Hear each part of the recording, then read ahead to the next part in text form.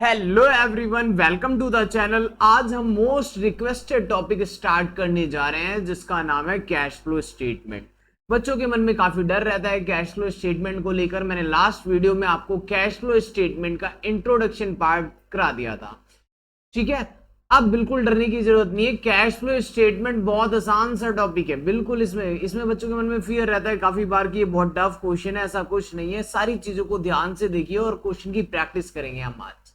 तो 1 bye 1 point cover करेंगे every question के अंदर। कंसेप्ट को अच्छे से सीखिएगा, क्वेश्चन आराम से सॉल्व हो जाएंगे, ठीक है। सारे कंसेप्चुअल क्वेश्चन है, 1 बाय 1 हम सॉल्व करेंगे। तो कैश फ्लो स्टेटमेंट कोई टफ टॉपिक नहीं है। मैंने इंट्रोडक्शन में बताया था कितना सिंपल सा पार्ट था, ठीक है। वैसे ही आज हम क्वेश्चन को करेंगे। This is accounting standard third and this is also very important topic in your syllabus, क्योंकि एग्जाम में 100% आता है ये भी।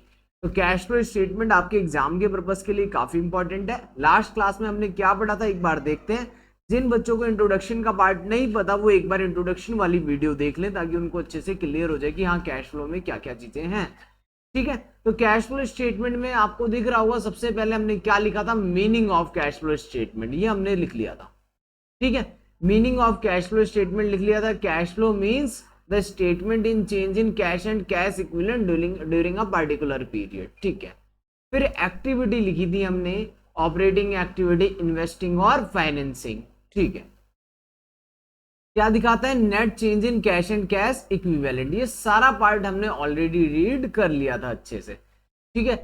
ऑपरेटिंग में क्या होता है, इन्वेस्टिंग में क्या होता है, फाइनेंसिंग में क्या होता है, ये सारी चीजें मैंने आपको बता दी थी। जिन बच्चों को नहीं पता वो इंट्रोडक्शन वाली वीडियो एक बार अच्छे से देख लें। और फॉर्मेट भी ऑलरेडी हमने लिख लिया था, ठीक है। फिर ऑब्जेक्टिव पढ़ा था हमने, कैश फ्लो पढ़ा था, कैश इनफ्लो क्या होता है, आउटफ्लो क्या होता है, 1 बाय 1, ठीक है। कैश एंड कैश इक्विवेलेंट क्या होते हैं, cash flow under business activity, operating में क्या है, इन्वेस्टिंग में क्या है, फाइनेंसिंग में क्या है, ये सारी चीजें हमने ऑलरेडी डिस्कस करी थी, ठीक है। तो आज चलते हैं हम क्वेश्चन पे और प्रैक्टिस करेंगे क्वेश्चन की डायरेक्ट। तो काफी इंपॉर्टेंट टॉपिक है और इंटरेस्टिंग भी, तो अच्छे से करिएगा, फुल नोट्स के साथ, प्रॉपर अटेंशन के साथ। तो चलते हैं क्वेश्चन पे, ठीक है बच्चों। तो 1 बाय 1 हम क्वेश्चन सॉल्व करेंगे। कैश फ्लो स्टेटमेंट, तो क्वेश्चन फर्स्ट से स्टार्ट करेंगे, ठीक है। एक क्वेश्चन आपके सामने, इस क्वेश्चन को रीड करते हैं, देन इस क्वेश्चन को सॉल्व करेंगे।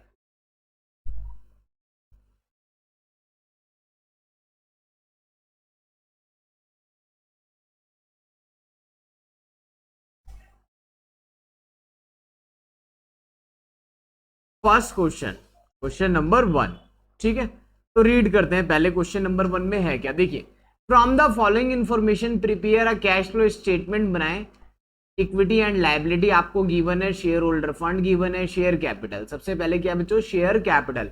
अब जो शेयर कैपिटल आपको गिवन है, ये शेयर कैपिटल ये फाइनेंसिंग एक्टिविटी का पार्ट है, आपको पता है। रिजर्व एंड सरप्लस ये ऑपरेटिंग में आएगा, इसको चेक करेंगे इसके अंदर क्या क्या है। फिर है non current liability, this is a term loan, ये भी फाइनेंसिंग का पार्ट है। ट्रेड पेबल ऑपरेटिंग में आएंगे। शॉर्ट टर्म प्रोविजंस का हम वर्किंग नोट बनवाएंगे, ठीक है। शॉर्ट टर्म प्रोविजन का वर्किंग नोट बना लेंगे। और फिर गिवन है एसेट्स, नॉन करंट एसेट्स।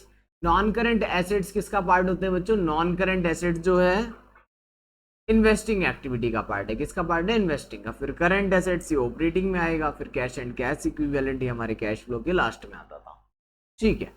तो अच्छे से इंट्रोडक्शन वाला पार्ट देख लेना, सारी चीजें प्रॉपर क्लियर होनी चाहिए, तभी क्वेश्चन समझ में आएंगे, ठीक है। तो हम क्वेश्चन कर रहे हैं, आप इंट्रोडक्शन को अच्छे से करिए, फिर क्वेश्चन को सॉल्व करिए। तो जिन बच्चों ने इंट्रोडक्शन कर लिया था जो लास्ट क्लास में थे, अब वो क्या कर सकते हैं, क्वेश्चन की प्रैक्टिस कर सकते हैं। तो सबसे पहला नोट है बच्चों रिजर्व एंड सरप्लस का। इसमें आपको प्रॉफिट एंड लॉस गिवन है, प्रॉफिट एंड लॉस। तो profit and loss last year 4 lakh था, अभी कितना है, 4,80,000, ठीक है। कैपिटल रिजर्व जीरो से कितना हो गया, 10,000। तो कैपिटल रिजर्व एक इंपॉर्टेंट पॉइंट है इस क्वेश्चन में, मैं आपको समझाऊंगा इसके साथ कैसे डील करना है, ठीक है। फिर है tangible fixed assets. Land and building को चेक करो। लैंड एंड बिल्डिंग ओपनिंग में तो 4 लाख है, ओपनिंग में कितनी है, 4 lakh, but at the end कितनी हो गई, 3,80,000। इट मीन्स या तो डेप्रिशिएट हुई होगी या सेल। बट एडजस्टमेंट 1 देख लो, डेप्रिशिएशन लगा है लैंड एंड बिल्डिंग पे, तो मुझे इसका अकाउंट बनाने की नीड नहीं है, क्योंकि यहाँ से साफ पता चल रहा है। देखो 4 लाख, डेप्रिसिएशन हुआ 20,000 का, तो 380 बचेगा। ठीक है। The company sold some investment, company ने कुछ इन्वेस्टमेंट बेची एट अ प्रॉफिट ऑफ 10,000, 10,000 के प्रॉफिट पे, right, which was credited to capital ledger. Okay, ये वाला कैपिटल लेजर कहाँ से आया है? ये कैपिटल लेजर कहाँ से आया है? प्रॉफिट हुआ था जो इन्वेस्टमेंट बेचने पे, उससे प्रॉफिट आया है। ठीक है, इन्वेस्टमेंट को बेचने से कुछ प्रॉफिट हुआ, वो हमने कहाँ पे क्रिएट कर दिया? कैपिटल लेजर में। अब इसको ऑपरेटिंग में कंसीडर नहीं करना, क्योंकि हमने पीएनएल में नहीं डाला इसको। अगर पीएनएल में डालते इस प्रॉफिट को तो ऑपरेटिंग में कंसीडर करते, profit on sale of fix assets operating में माइनस करते थे, बट इसको माइनस नहीं करेंगे। ठीक है, अब इसको ऑपरेटिंग में माइनस नहीं करेंगे, क्योंकि हमने जब पीएनएल में डाला ही नहीं, हमने इस प्रॉफिट को कहां पे ट्रांसफर करा है? कैपिटल लेजर में ट्रांसफर किया है 10,000 के प्रॉफिट को, तो इसको ऑपरेटिंग में कंसीडर करने की नीड नहीं है। अभी प्रेजेंटेशन में बताता हूं इसके साथ कैसे डील करना है। फिर इनकम टैक्स प्रोवाइडेड, यानी कि प्रोविजन फॉर टैक्स मेड दे रखा है आपको 55,000 रुपए का। During the year a machinery purchase करी हमने 2,25,000 रुपए की। ठीक है, एक मशीन परचेज करी है 2,25,000 रुपए की, और उसमें से पेड करे हमने 1,25,000 रुपए। कैसे पे करे? कैश में। बाकी 10,000 इक्विटी शेयर दे दिए 10 रुपए वाले। इट मीन्स शेयर इशू करे और मशीन खरीद ली, मशीन खरीदी है शेयर देकर। इसका मतलब अगर मशीन देके हमने बच्चों शेयर खरीदा है तो ये this is non cash transaction. ये कैसी ट्रांजेक्शन है? Non cash transaction. ये वाला पार्ट 1 लाख वाला पार्ट, ये भी कैश फ्लो में कंसीडर नहीं करा जाएगा। ठीक है, you are required to prepare cash flow statement for the year ended 31 March 2015 as per AS3। ठीक है, यूजिंग इनडायरेक्ट मेथड। ओके, तो इसका कैश फ्लो स्टेटमेंट बनाते हैं। ठीक है, क्वेश्चन को रीड करिए, फॉर्मेट ड्रॉ करते हैं। चलो जी, देखते हैं कैसे सॉल्व करना है। ये फॉर्मेट ड्रॉ कर लिया, पर्टिकुलर एंड अमाउंट। ठीक है, cash flow from operating activity सबसे पहले कैलकुलेट करेंगे, जिसमें आप सबसे पहले डालेंगे cash flow from operating activity में क्या आएगा? सबसे पहले net profit before tax, net profit before tax. तो इसके लिए हम वर्किंग नोट बना लेते हैं, यहाँ पर कैलकुलेशन करते हैं सबसे पहले नेट प्रॉफिट बिफोर टैक्स की। Net profit before tax calculate कर लेते हैं, राइट। तो देखते हैं नेट प्रॉफिट कितना है हमारे पास। Net profit during the year कितना अर्न करा, ये क्वेश्चन में चेक करते हैं। तो इसके लिए आपको जाना है रिजर्व एंड सरप्लस में और चेक करना है बच्चों reserve and surplus. Reserve and surplus में पीएनएल देखो 4 लाख से कितना हो गया? 4,80,000। 4 लाख से कितना हो गया? 4,80,000। ठीक है, इसका मतलब यहां पर आएगा 80,000 रुपए। भाई 4 लाख तो पहले से था, 480 हो गया, इसका मतलब हमने 80। इसमें 4 चीजें जोड़ते थे, ट्रांसफर टू जनरल रिजर्व वो क्वेश्चन में है नहीं, प्रपोज डिविडेंड वो भी नहीं है, इंटरिम डिविडेंड बच्चों वो भी नहीं है। फिर एक चीज चाहिए और होती थी प्रोविजन फॉर टैक्स, तो हम ये जोड़ लेंगे प्रोविजन फॉर टैक्स। तो प्रोविजन फॉर टैक्स को यहाँ पर ऐड करेंगे। तो प्रोविजन फॉर टैक्स है, उसका अकाउंट बना लेते हैं। प्रोविजन फॉर टैक्स, छोटा सा अकाउंट बनाते हैं, प्रोविजन फॉर टैक्स। ठीक है, by balance BD, opening provision इधर आ जाएगा to balance CD, closing provision. और जो प्रोविजन हमने बनाया होगा बाई PNL, ये कौन से वाला है? प्रोविजन मेड वाला। ठीक है, और इधर आता है टू बैंक, इधर क्या आता है? To bank. कौन सा होता है ये? पेड वाला। चेक करते हैं कितना है। ठीक है, तो प्रोविजन देखते हैं भाई कितना है। Short term provision for tax, opening value है बच्चों 50,000 और क्लोजिंग वैल्यू है 60,000। देखो भाई 14 वाली वैल्यू कितनी है हमारे पास? 50,000, और 15 वाली 60,000 गिवन है ना, 50,000 और 60,000। ठीक है, तो सबसे पहले ये डाल देते हैं, ओपनिंग वैल्यू तो है 50,000, क्लोजिंग वैल्यू कितनी है? क्लोजिंग वैल्यू है सर 60,000 रुपए।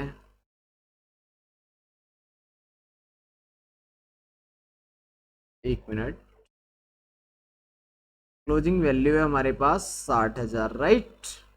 प्रोविजन मेड गिवन है, फिर प्रोविजन मेड कितना था चेक करो एक बार। प्रोविजन मेड था बच्चों, टैक्स का जो हमने प्रोविजन बनाया हुआ था वो कितना है? प्रोविजन फॉर टैक्स मेड किया था, थर्ड एंट्री में है 55,000। कितना है थर्ड एंट्री में? 55,000 रुपए का। ठीक है, तो 55,000 है, वो यहाँ लिख लेते हैं, पेड निकल के आ जाएगा।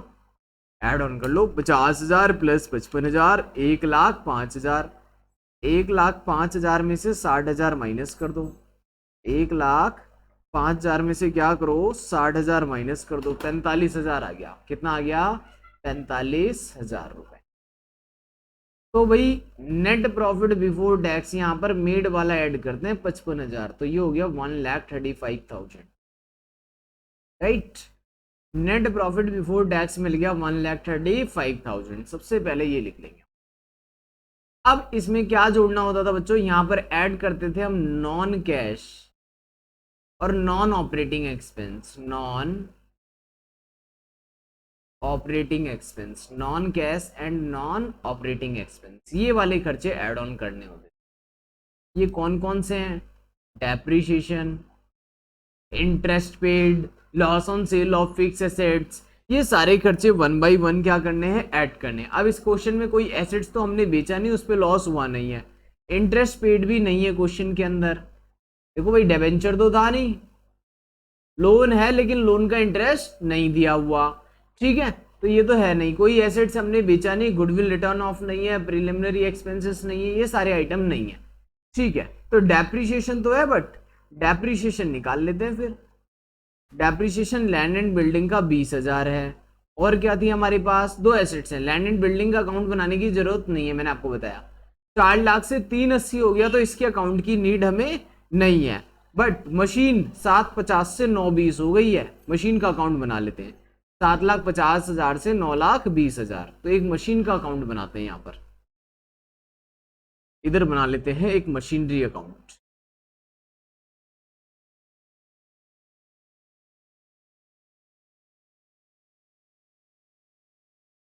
मशीनरी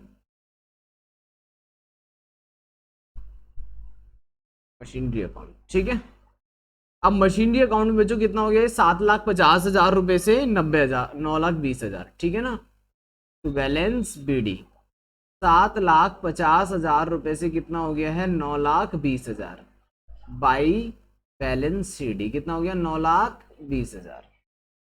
अब देखो आगे का पार्ट, भाई 750 से 920 हो गया, ये तो क्लियर है। ड्यूरिंग द ईयर कंपनी ने मशीन परचेज करी है 225 की, ओके, 2,25,000 की, 1,25 तो बैंक से दे दी हमने कैश में, और 10,000 रुपए के हमने शेयर दे दिए, ठीक है। तो भाई जब मशीन खरीदी तो टू बैंक हमने पेमेंट करी 1,25,000 की, कुछ पेमेंट हमने इक्विटी शेयर में कर दी, इक्विटी शेयर दे दिए। इक्विटी शेयर कितने के दे दिए, 1,00,000 रुपए के। मशीन परचेज, सेल मशीन हमने कोई भी नहीं करी, ठीक है। तो टोटल करते हैं, 750 थी, 2,25,000 की मशीन और आ गई, तो क्लोजिंग वैल्यू ऑफ मशीन होनी चाहिए 975, बट डेप्रीशिएट भी तो होगी। 9,75,000 की जगह मशीन बची है हमारी 9,20,000 की, इसका मतलब डेप्रीशिएट हुई है 55,000 रुपए। मशीन डेप्रीशिएट कितनी हुई है, 55,000। डेप्रीशिएशन ऑन मशीन, मशीन पे डेप्रीशिएशन कितना आया, 55,000 का, ठीक है। तो डेप्रीशिएशन लिखते हैं यहाँ पर, डेप्रीशिएशन मशीन पे आ गया 55,000 और लैंड एंड बिल्डिंग का आ गया 20,000, तो टोटल डेप्रीशिएशन हो गया 75। और कोई नॉन ऑपरेटिंग एक्सपेंस है नहीं, ठीक है, नॉन ऑपरेटिंग भी नहीं है, नॉन कैश भी नहीं है, तो इसको ऐड करते हैं, 1,35 को और 75 को, तो ये हो गया बच्चों 2,10,000 रुपए। 2,10,000 रुपए, इसको हम क्या बोलेंगे, इसको बोलेंगे operating cash, sorry operating profit before working capital change, before working capital change, ठीक है, operating profit before working capital change. अब यहां पर ऐड करना होता है बच्चों increase in current liability, decrease in current assets, और लेस करना होता है increase in current asset, decrease in current liability. तो चेक कर लेते हैं क्या क्या करंट एसेट्स हैं और करंट लायबिलिटी। तो चलते हैं सीधे करंट एसेट्स के पास, ओके। इन्वेंट्री देखो 3 से 280 हो गई, कम हो गई इन्वेंट्री, तो प्लस हो जाएगा। ट्रेड रिसीवेबल 4 से 420 हो गए, बढ़ गए तो माइनस हो जाएगा, ठीक है। इन्वेंट्री कम हो गई है, इन्वेंट्री कम हो गई है, और ट्रेड रिसीवेबल बढ़ गए हैं 20,000 से, ठीक है। अगर इन्वेंट्री कम हो गया है तो प्लस कर दो, इन्वेंट्री कितना कम हुआ था भाई, 20,000 रुपए, और ट्रेड रिसीवेबल बढ़ गया था तो माइनस कर दो। ट्रेड रिसीवेबल बढ़ गया है ना, बढ़ गया इसका मतलब फंड ब्लॉक हो गया, तो इसलिए क्या करना है माइनस। इन्वेंट्री कम हो गई, इट मीन सेल हो गई होगी, इसलिए उसको क्या करना है ऐड ऑन करना है।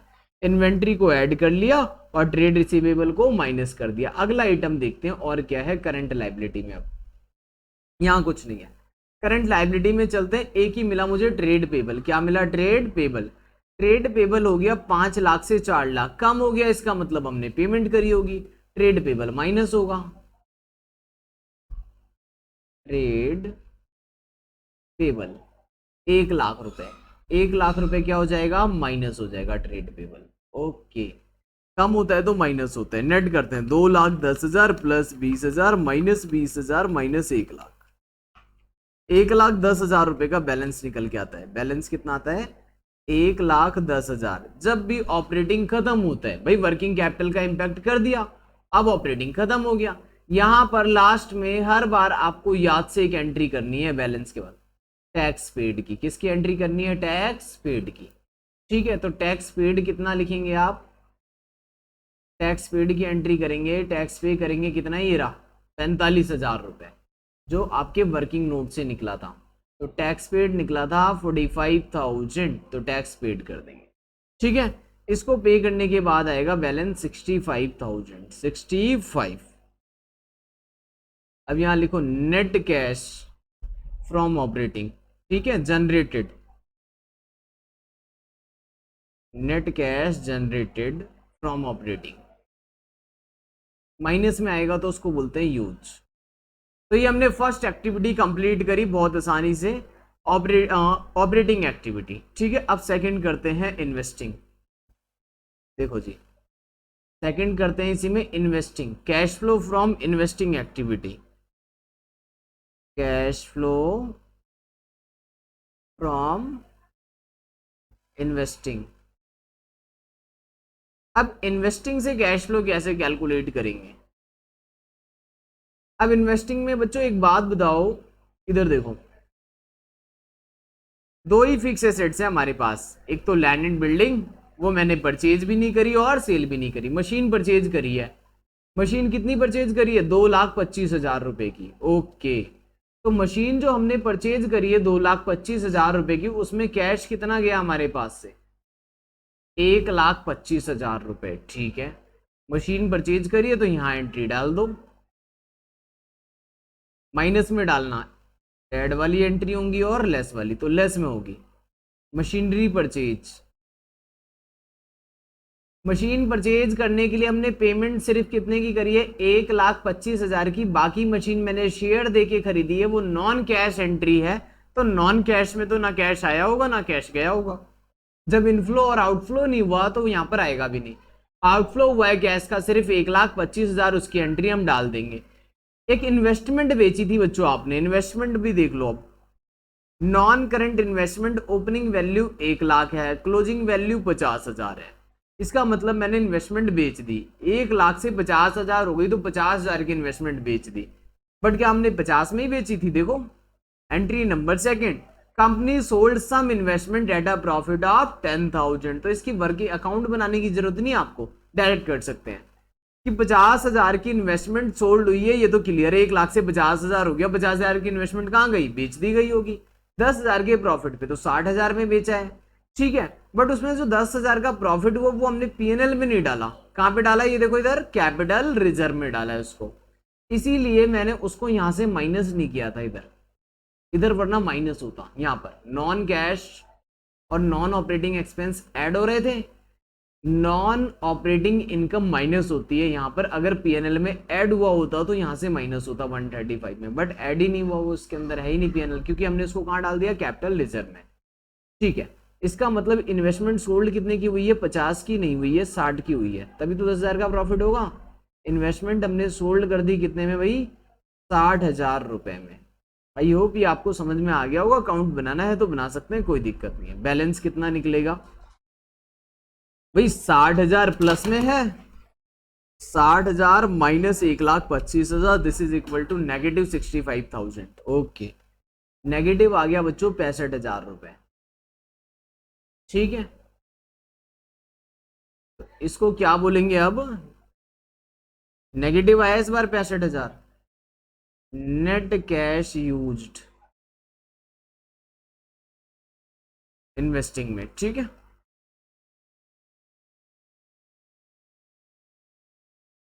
अब देखते हैं बच्चों फाइनेंसिंग।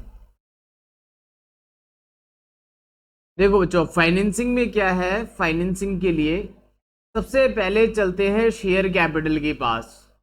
चेक करिए भाई, 10 लाख रुपए के शेयर, कंपनी के 10 लाख रुपए के शेयर कितने के हो गए, 1250। इसका मतलब 2.5 लाख रुपए के शेयर इशू करे गए तो पैसा आया होगा।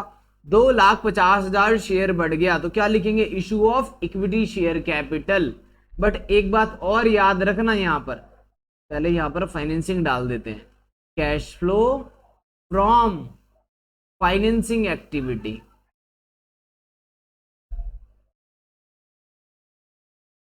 Financing activities. बच्चों एक बात क्या याद रखनी है आपको, cash flow from financing activity करते टाइम जो हमने इक्विटी शेयर इशू करे थे उसमें से कुछ शेयर मशीन के लिए भी करे थे। मशीन के लिए कितने शेयर हमने करे थे, इशू ऑफ इक्विटी शेयर। अब भाई 1 लाख कितना आ रहा था, 2.5 लाख, 2.5 लाख के शेयर, ठीक है। इसमें से कुछ शेयर तो हम मशीन के लिए भी करके आए थे, ये देखो इधर वाली बात, 1 लाख रुपए की मशीन हमने ली थी, उसके लिए भी तो शेयर दिए थे 1 लाख के, ठीक है।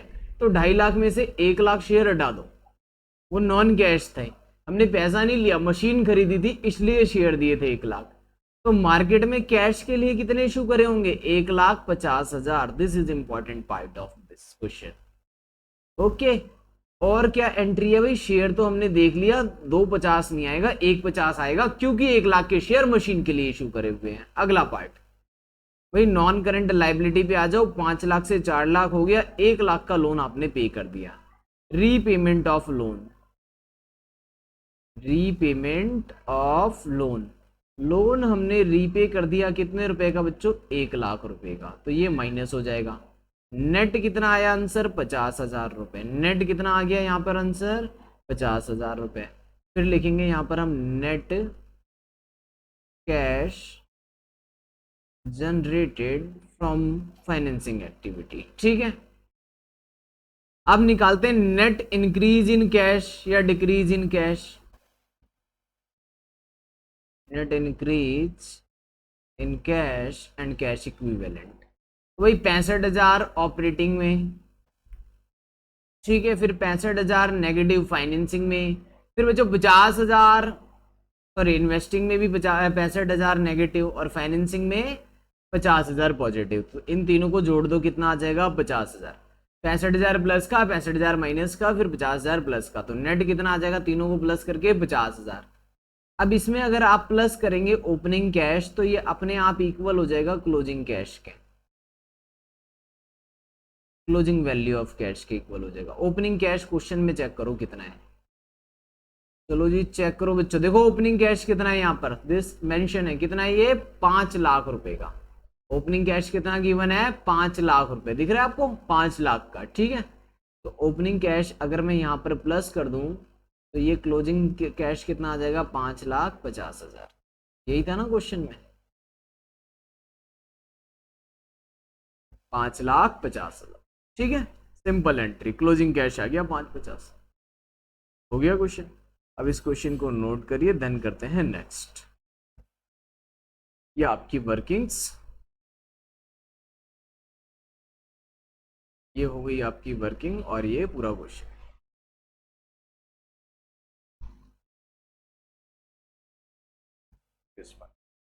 इसको अच्छे से नोट करिएगा।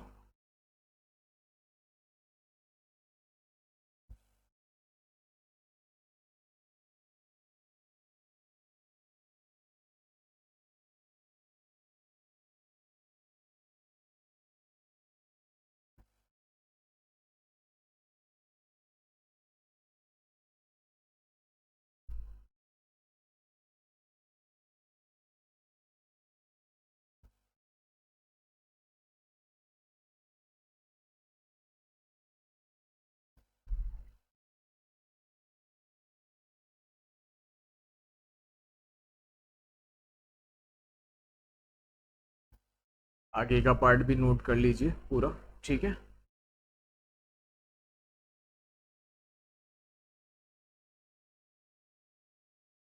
क्योंकि हमारा कैश फ्लो वाला ऑपरेटिंग,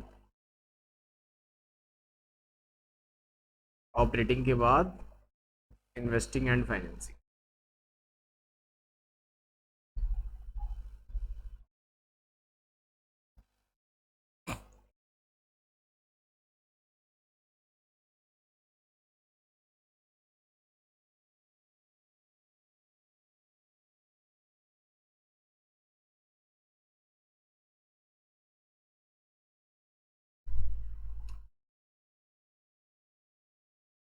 चलो जी मूव ऑन करते हैं नेक्स्ट क्वेश्चन पे और नेक्स्ट क्वेश्चन सॉल्व करते हैं। हमने फर्स्ट क्वेश्चन सॉल्व किया, अब करते हैं सेकंड।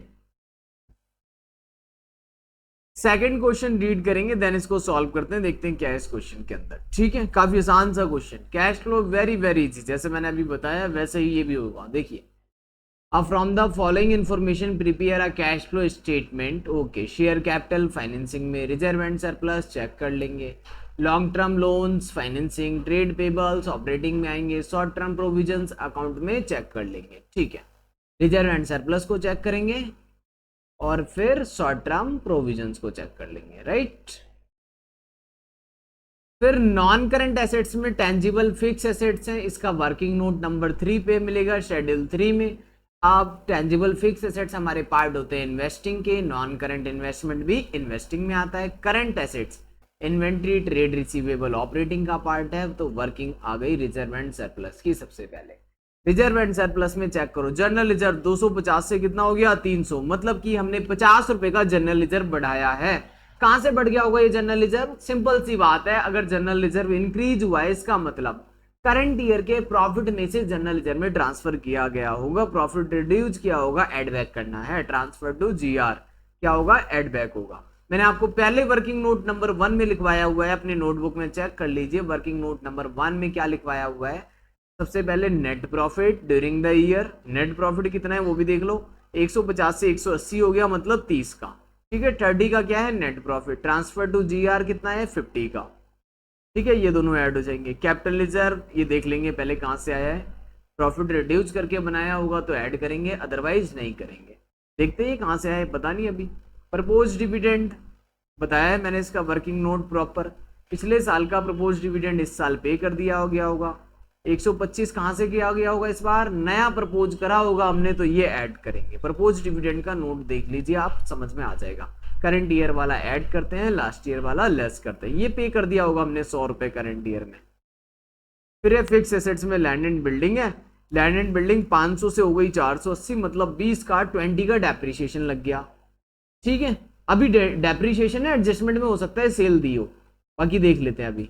लैंड एंड बिल्डिंग पे वैसे तो डेप्रिसिएशन है, ये हो सकता है सेल भी हो। मशीन कितनी है 750 से 820 हो गई, तो परचेज होगी। देखो dividend paid 1 lakh during the year, ये वही वाला है, मैंने बोला था ना आपको प्रपोज डिविडेंड, ये वाला देखो, इससे 1 लाख का डिविडेंड पे कर दिया ड्यूरिंग द ईयर। तो ये पिछले साल जो प्रपोज किया था इस साल पे कर दिया होगा, तो इसको क्या करोगे फाइनेंसिंग में माइनस, और इसको ऑपरेटिंग में प्लस 125 को।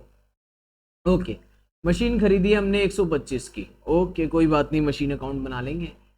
कंपनी ने कुछ इन्वेस्टमेंट बेची है, उसका प्रॉफिट 10,000 हुआ जो हमने पीएनएल में डाल दिया। ओके, इन्वेस्टमेंट कितनी बेची है चेक करते हैं। चलो जी, चलो इन्वेस्टमेंट के पास चलो।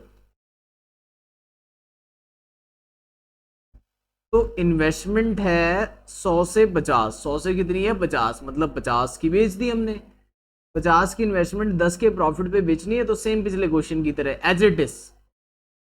ठीक है, 10 रुपीज का प्रॉफिट है, वो क्या है कैपिटल लेजर में हमने डाल दिया, पीएनएल में तो डाला नहीं है तो माइनस भी नहीं करना। Profit on sale of fix assets है, ये profit on sale of investment है, बट ऑपरेटिंग में माइनस होना चाहिए, बट नहीं होगा क्योंकि पीएनएल में नहीं डाला। कहां डाल रखा है कैपिटल लेजर में, जब पीएनएल में डाला ही नहीं, पीएनएल को बढ़ाया ही नहीं, तो वापस एडजस्ट भी नहीं करना। डेप्रिसिएशन लैंड एंड बिल्डिंग का 20,000 है, वो तो हमने पहले ही देख लिया था भाई, यहाँ से 500 से 480 हो गया था, इसका मतलब 20,000 ही है डेप्रिसिएशन। इनकम टैक्स प्रोवाइडेड 55,000 है। ठीक है, तो क्वेश्चन को करते हैं सॉल्व।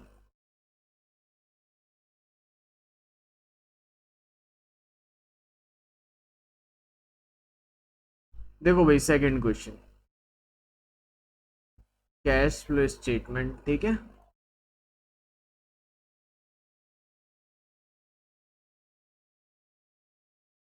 तो जो सबसे पहले होता है cash flow from operating, operating activities से निकालते हैं। इसमें चाहिए होता है सबसे पहले हमें net profit before tax, net profit before tax and extraordinary item. ठीक है, ये चाहिए होता है। तो नेट प्रॉफिट के लिए वर्किंग नोट मैंने आपको बताया, सेम वही वर्किंग नोट नंबर 1 बनाएंगे। तो सबसे पहले मुझे चाहिए नेट प्रॉफिट, उसके लिए फिर कुछ चीजें इसमें प्लस करनी होती हैं। ट्रांसफर टू जनरल रिजर्व, वो है इस क्वेश्चन में अभी। Provision for tax, provision for tax वो भी है क्वेश्चन में। Propose dividend latest current year वाला वो भी है।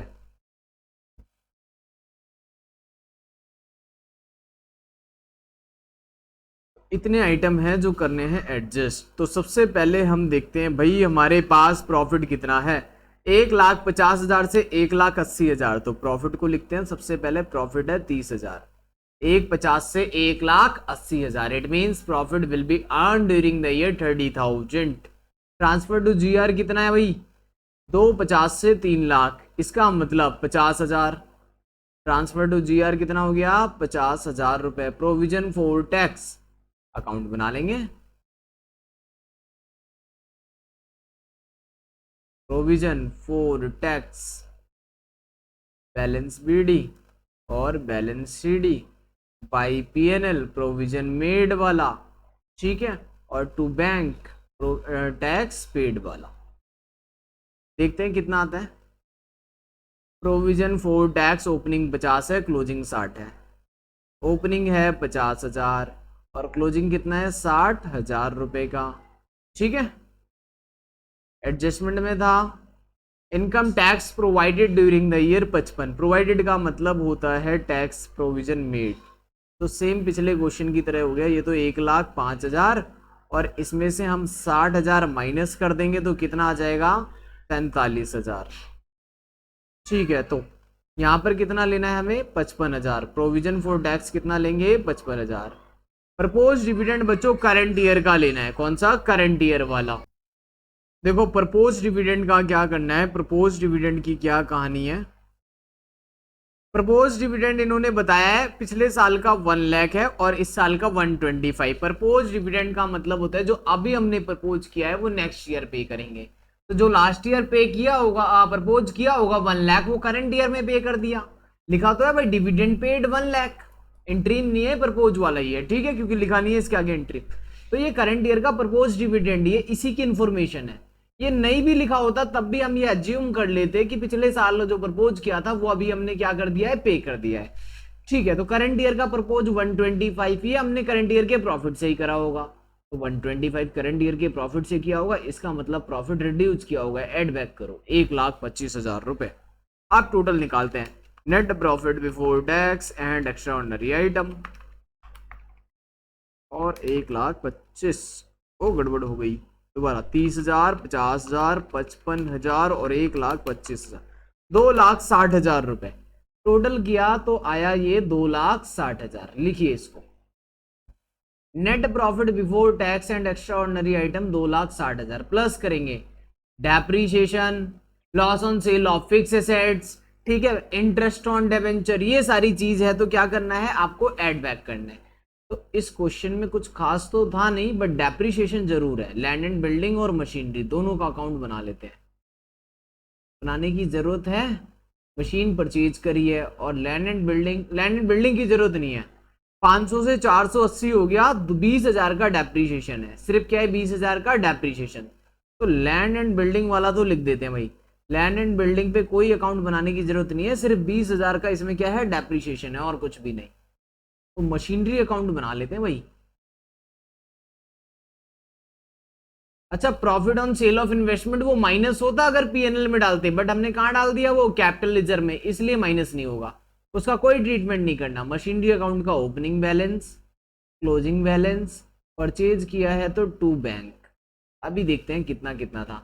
मशीनरी अकाउंट का opening balance 750, closing balance 820। Okay, 7,50,000, 8,20,000। चलो जी चलो आगे चलो। और मशीन परचेज करी हमने 1,25,000 रुपए की। मशीन कितने की खरीदी है? 1,25,000 की। ओके, मशीन परचेज करिए 1,25,000। No other information about machinery, then total करेंगे इसका 7,50,000, 1,25,000, this is equal to 875 minus 820। भाई 55,000 रुपए कम कैसे हो गए? 875 होना चाहिए था 820। इट मींस मशीन क्या हुई होगी? डेप्रीशिएट 55,000 से बाय डेप्रीशिएशन। कितने से? 55,000 रुपए की मशीन क्या हो गई? डेप्रीशिएट हो गई। तो डेप्रीशिएशन आया टोटल 75,000। ठीक है, इस बार भी ये दो एंट्री थी हमारे पास, और कोई एंट्री नहीं है। 2,60,000 और 75,000, 3,35,000, 3,35,000। इसको आप क्या बोलोगे? Operating profit. ठीक है, before working capital change. Add करेंगे अब, increase in current liability, decrease in current assets. Less करेंगे, increase in current asset, decrease in current liability. Balance आ जाएगा। तो चेक करते हैं क्वेश्चन में और एडजस्ट करते हैं। इन्वेंट्री देखो 300 से हो गई 280, तो इन्वेंट्री कर दो ऐड, कम हो गई। इन्वेंट्री 20,000 रुपए से क्या हो गई? इन्वेंट्री कम हो गई, तो ऐड। अगला देखते हैं। ट्रेड रिसीवेबल 400 से 420 हो गए, बढ़ गए। ओके, तो माइनस में। ट्रेड रिसीवेबल माइनस कितना हो जाएगा? 20,000 रुपए। ट्रेड पेबल के पास चलते हैं। ट्रेड पेबल मिलेंगे आपको करंट लायबिलिटी में 500 से 400, 1,00,000 रुपए कम हो गए, तो ट्रेड पेबल भी माइनस। ट्रेड पेबल ये भी क्या हो जाएगा? माइनस हो जाएगा। कितने रुपए? 1,00,000 रुपए। 1,00,000 रुपए ये भी माइनस कर देना है। तो बैलेंस देखते हैं कितना था। 335 में प्लस 20 माइनस 20 माइनस में 1,00,000, तो 2,35,000 रुपए आ गया। ठीक है, 2,35,000। अब जो बैलेंस आ गया यहां पर याद से क्या करना होता है हमें? Minus tax paid. तो हमने टैक्स पेड कितना करा भाई? टैक्स पेड करा है 1,25,000 रुपए का, तो ये माइनस कर देंगे। ठीक है, सॉरी ये मशीन का बैलेंस उठा के लिख दिया मैंने। टैक्स पेड 45,000 का, टैक्स पेड इधर है, कितने का है? 45,000 का। तो टैक्स पेड डाल दो ध्यान से, 45,000 रुपए। 235 में से 45 माइनस कर दो, ये आ गया 1,90,000 रुपए। This is your final answer. ठीक है, cash generated from operating activities. ठीक है, ये हो गई कंप्लीट। फिर सेकंड करेंगे अब, cash flow from investing. Investing very easy, only fix assets को देखना है, बात खत्म। मशीन खरीदी हमने कितने की? 1,25,000 की। यही देख लो, मशीनरी परचेज करी है। एड और लेस, मशीनरी परचेज करी हमने, मशीनरी परचेज की है कितने की? 1,25,000 रुपए की, तो माइनस में आएगा। 1,25,000 क्या आएगा? माइनस में। और इन्वेस्टमेंट सोल्ड करी है, इन्वेस्टमेंट सोल्ड की थी हमने, कितने की? वो 60,000 रुपए की। देखो इन्वेस्टमेंट 1,00,000 से 50,000 हो गई, इन्वेस्टमेंट कम हो गई, इसका मतलब इन्वेस्टमेंट बेच दी गई। 50,000 वाली इन्वेस्टमेंट 10,000 रुपए के प्रॉफिट पे बेची गई है।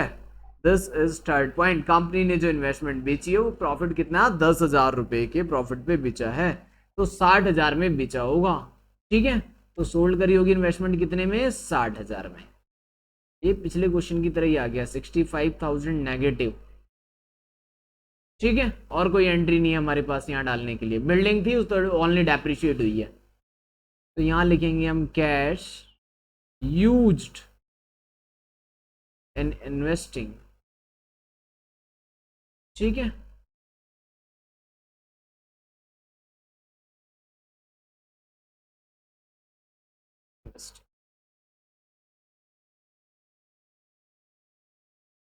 अब करते हैं फाइनेंसिंग। थर्ड, भाई थर्ड है हमारे पास cash flow from financing activities. इसमें हम फाइनेंसिंग एक्टिविटी में सबसे पहले देखेंगे इक्विटी शेयर को। इक्विटी शेयर और loan, dividend paid, interest paid, ये सब फाइनेंसिंग का पार्ट होता है।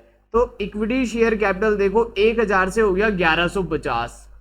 ठीक है, 1000 से हो गया 1150, मतलब 150 एक्स्ट्रा हो गया। 1,50,000 के हमने न्यू शेयर इशू करे हैं, 3 जीरो ऊपर है। ठीक है,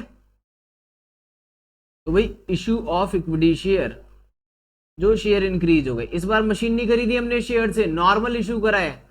इशू ऑफ इक्विटी शेयर कितने का? 1,50,000 रुपए का। आप डबल कॉलम भी बना सकते हो, मैं यहां अंदर कर रहा हूं ना काम, ये आप डबल कॉलम बना के फिर बाहर वाले कॉलम में फिर अमाउंट लिख सकते हैं। लोन का देखो, अब लोन लोन लोन 500 से 400 हो गया, 1,00,000 रुपए का लोन कम हो गया, 500 से कितना हो गया? 400। तो 1,00,000 रुपए का लोन कम हो गया, लोन रीपेड, ये माइनस हो जाएगा। ठीक है, माइनस हो जाएगा 1,00,000 रुपए। डिविडेंड भी पे करा था हमने 1,00,000 रुपए, जो पिछले साल का प्रपोज डिविडेंड है वो करंट ईयर में पे कर दिया 1,00,000, ये भी माइनस हो जाएगा। ठीक है, तो आंसर कितना आ गया भाई? डिविडेंड पे करा दिया था तो 1,50 में से 2,00,000 माइनस कर देंगे, माइनस में आ गया 50,000। तो क्या निकल के आ गया? नेट कैश यूज्ड ऑपरेटिंग में। ठीक है, अब यहां पर लिखो नेट इंक्रीज और डिक्रीज कितना आ जाएगा? 1,90,000 में से 65,000 माइनस होगा और 50,000 माइनस होगा, तो 75,000 आ रहा है।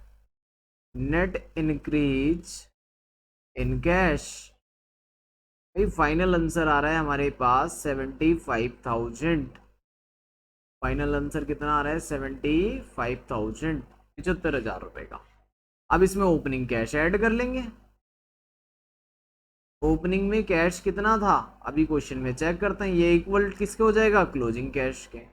इक्वल किसके हो जाएगा? क्लोजिंग कैश के। ऑटोमेटिक आ जाएगा। देखो भाई ओपनिंग कैश देखो 500 है, क्लोजिंग 575 है, मैच हो गया। 500 मतलब 5,00,000, तो 5,00,000 और 75,000 कितना हो जाएगा? 5,75,000 हो गया वेरीफाई। ठीक है, इस क्वेश्चन को भी नोट करिए, अच्छे से नोट करिए। फुल प्रेजेंटेशन पहले तो ये वर्किंग नोट,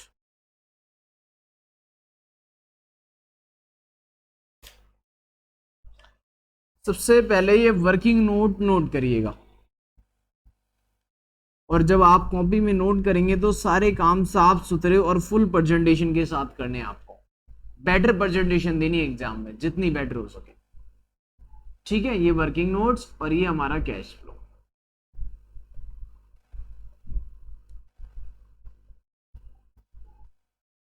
इसको नोट करिए, बाकी करेंगे फिर नेक्स्ट क्लास में। ठीक है, फिर नेक्स्ट लेक्चर में और क्वेश्चन करेंगे, इसको अच्छे से नोट कर लीजिए। एंड वीडियो को लाइक एंड सब्सक्राइब, चैनल को सब्सक्राइब करें, लाइक कर दें। ठीक है, वीडियो को